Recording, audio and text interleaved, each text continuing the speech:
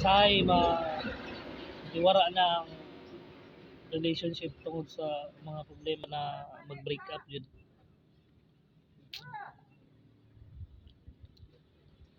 Mga siniman na nga utang, mga pending nga mga loans nga nagtubo. Say mabot sa punto na mangutang ka para ibayad sa utang.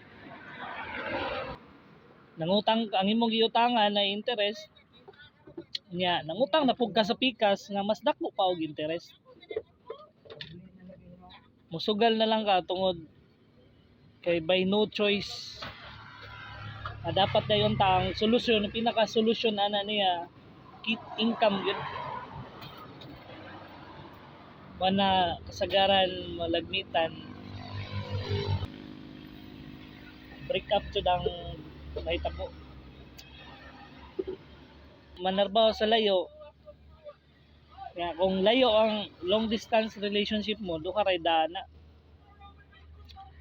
It's either si lalaki ang magbinuang or ang usa.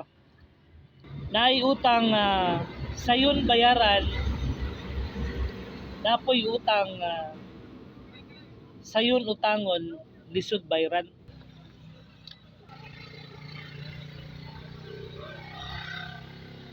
Dagan sa kinabuhi murag kape. Depende ra sa imo unsa nimo pagtimpla.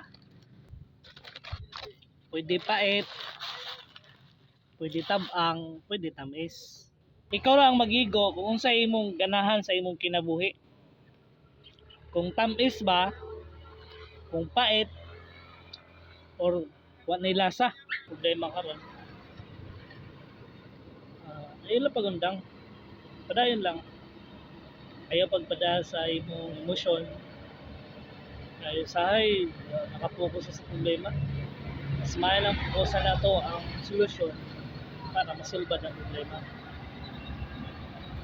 Sa mga naay mga giagian karon nga mga bugat nga mga problema, dili ka na ginusara. Tapay mas daghan pa nga mas bugat pa ang ilang problema kaysa sa imong gidaa karon. Padayon lang. Salig sa imong kaugalingon o salig sa Ginoo. Tanan problema na solusyon. Pangitaan lang ang solusyon kung asa. Dili solusyon ang pag-give up. Bagkos solusyon nahitabo na siya nga problema para mas mahimong malig-on ka. Kay tanan tao na man sa giagian na mga problema. So laban lang. Intras buhi ang tao, padayon lang. Ingon na magud ang kinabuhi, no? O pareha sa uwan. Kung may uwan karon, unong ra gyapon na siya. Katunguan mo tong imong mga problema nga imong giagian karon. Ay kabala ka. Mundang ra gyapon na, mahuman ra gyapon na. Masulbad ra gyapon ang imong gipas-an kay problema.